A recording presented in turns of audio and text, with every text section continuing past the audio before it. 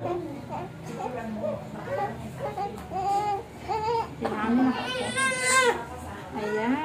ikaw lang tayo kay Bill Martina para sa memories ng paghihikaw.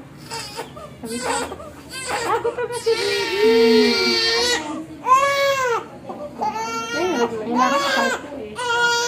Nakatayo siya rin. Ayan, okay. So ito yung the best position kapag maghihikaw ng baby. Ayan.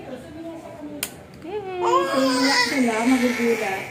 Dahil sa, siyempre sa tunog ng baril, no? Airgun kasi ito tayo. Okay, next sa kalita. Ayan, diba yung gota nga? Ayan, siyempre naman ito. So, yan. Inulot ko lang yung ink, mami. Gagawin mo, nilinisan mo muna siya, i-wet mo yung cotton buds na kapit ang mga alcohol. And then, i-wet mo siya sa ikot, doon sa pinot ng hikaw. So, ilalim ganun din, ha? Yan. Bago itis mo ulit, ilinis ulit. Ha? Ganun sa kabila.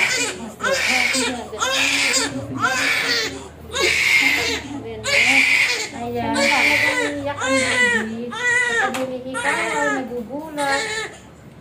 Ang pain niya kasi bigla. Yung nararamdaman niya after, may init. Hintay niya. Okay. May next. Wow, nagluha na si Martina. Sorry, ganyan talaga pag nagpapaganda. Lalo. May kasama may kasamang konting sakit.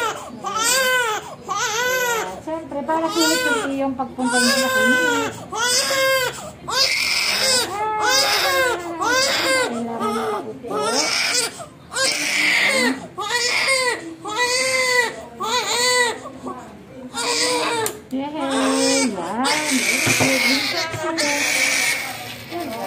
Ganda maglinis. Yung puno ng hikaw. Yun i-wipe mo na.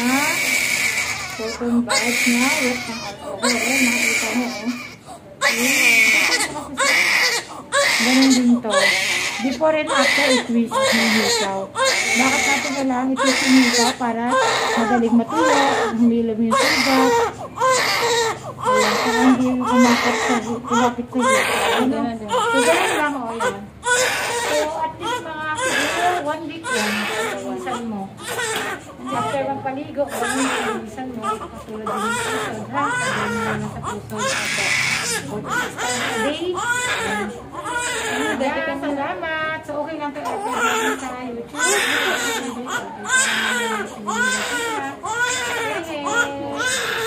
Baba pa yan ng pag-get sa baby. Ano? Thank you.